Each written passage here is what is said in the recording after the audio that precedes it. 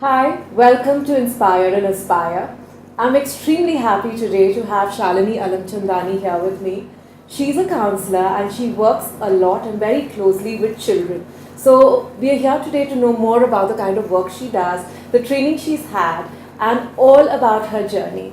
Thank you so much, Shalini, for having us here. Thank you for having me here, and I'd like to also say that you are doing a great job, and your contribution to children and women, all that you do is just so empowering. So once again, I feel very privileged to be here. Thank you. And I don't know, see, the thing is that I know what you do, but I may have not used the terminologies as per the counseling field. Yeah, but could you tell us all about it? Sure. So, well, I'm from Canada, and I've been in India for 13 years, and I'm loving Hyderabad, and I've adjusted quite well.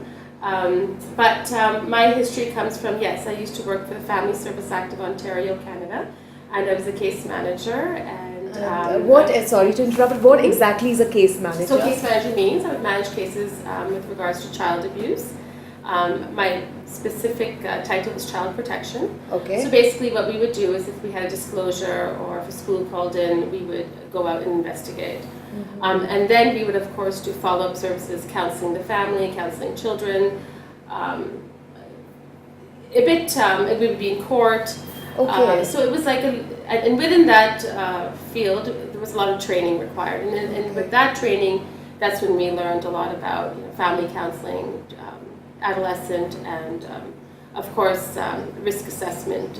And crisis intervention. Wow. And what that means is when there's a crisis, how to intervene at that time. So, for example, if there's a car accident or a bus accident with a bunch of students, let's say, then we would immediately go in and have to counsel the parents, counsel the teachers. Nice. So that's called crisis intervention. So I've been trained in all those different fields. Good. And how different is it in India? Do we have these organizations here that... I'm not aware. We do have them, but they're not as structured as it is in India, as it is in Canada. But whatever system it is, it does work. Somehow it works. It works. And that's India for you. Like, things just work, I think. Correct. Even if it's not... If it's not too structured, it still has its way of unfolding, and that has taught me a lot, even just as a counselor, to be more chill. Versus in Canada, it was very structured. Our interviews were very structured, but in India, it's just this comfort of being able to talk, and I think people have a lot to share when you're open and when you're comfortable and when there's no structure whatsoever. So it's worked. That's nice. Because I'm also a life coach other than an image consultant, and I work with women and children to be a better version of themselves. Right. Okay, so a lot with women to help them step out of their comfort zone, with children to make them feel confident and comfortable in their environment. I always miss having a person like you around because I feel as coaches we can get them to help them, but if there's something very deep, we do need to have a counselor. And the reason I brought this up is that a lot of parents are facing challenges. Children with their kids, with their children, and children are facing challenges with their parents. Absolutely. So, is there any message that you would like to give out to the parents so that we are better off and easier with our children? Well, the good thing is I think we are all struggling with the same thing around the world. I think when you have children, just by default, there's going to be differences in opinions. There's going to be one parent telling you this is not how you do it, you need to try this. I think everything works at the end of the day when it comes to your children. You tend to somehow turn out right? Because you become your own individual and you move on. And you learn from your parents' experiences, your parents' discussions, advice, whatever. But I think we also need to stop being so hard on ourselves. I think we tend to give in a lot to feeling bad if we've said something to our child or being a little bit hard on ourselves, or even blaming ourselves if our children do things that that shock us. Well, maybe I should have been there more as a parent. I hear that a lot. But I think your child is an individual. Let them breathe. Give them their space. I think the best thing you can do for your child is just making them know that you're always going to be there.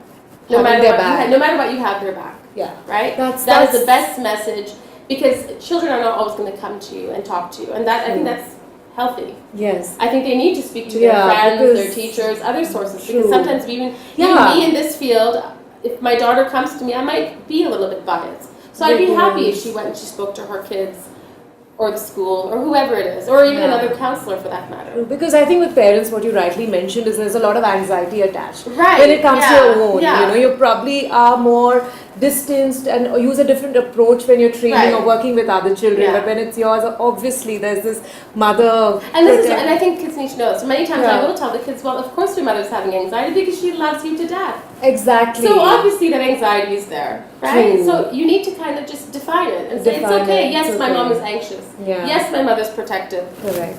But as a child, kids tend to, they're amazing. Kids are so resilient. They are able to just manage somehow, some way. And also, like we mentioned earlier, that we're living in very troubled times, challenging moments, and children want a lot. Okay, so I've grown up like probably we're the kids of the teenagers of the 90s, and things we didn't have so many distractions while we were growing up.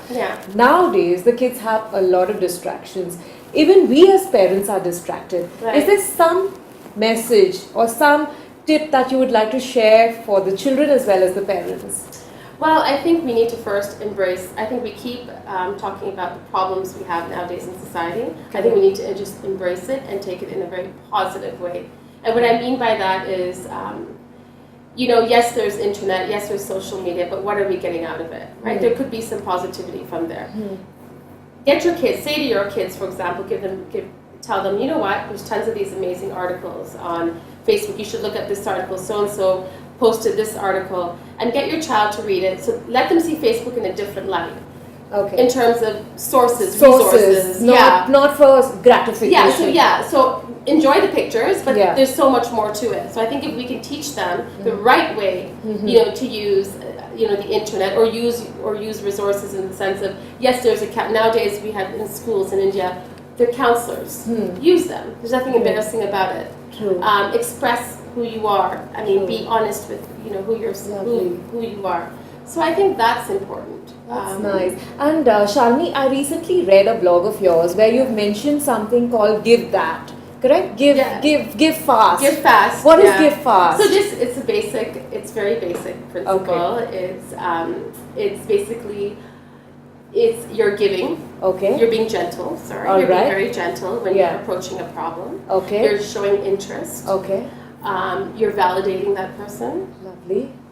And you're empathetic. Lovely. Okay, and the F is friendly. Probably. Nice. I mean, I don't have it on me, but I mean, friendly, approachable, sticking to your values. Excellent. And of course, being truthful.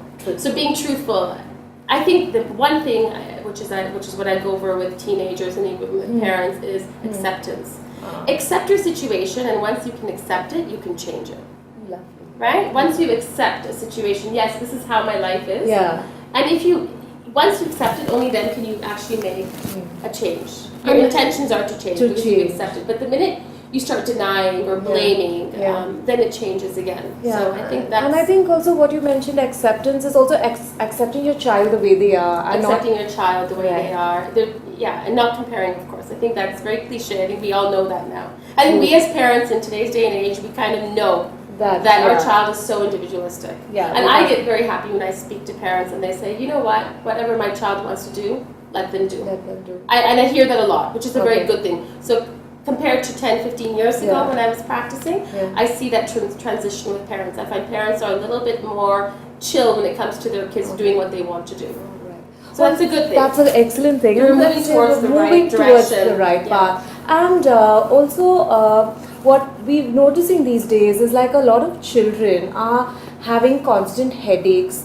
They're fidgety. Yes, very somatic kind of. Correct. Could you tell us, I mean, how do we cope with that? Because so I think sometimes we parents tend to kind of ignore those somatic symptoms. But I think we need to look into them. So if you have a kid that keeps coming home with a headache or a stomach ache, because a lot of times we take stress and we take it out on our body. So I think these symptoms definitely need to be looked into.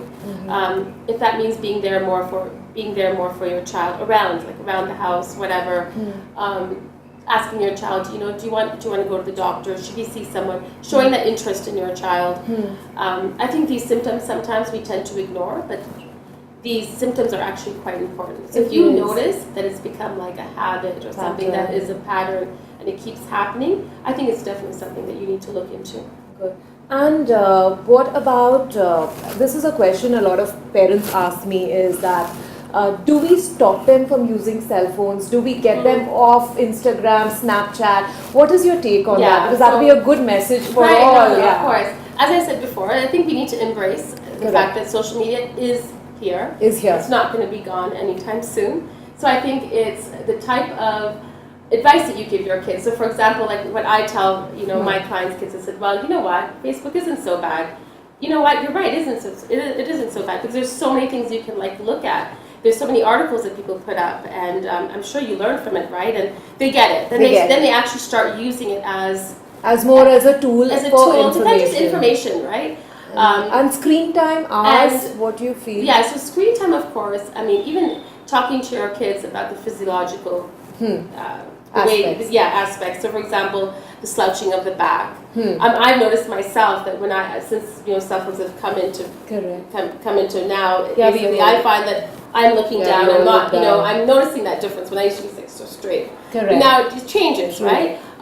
Eyesight is an issue for sure, and of course not sleeping at night because of the blue light. There's tons of articles on this, and that's what I'm saying is chances are that when your child is on FB or on Instagram, try to kind of turn it. So it's not, instead of saying to your kid, for example, like, why are you putting pictures of yourself up? For what? Do you want attention? These are the things that come out.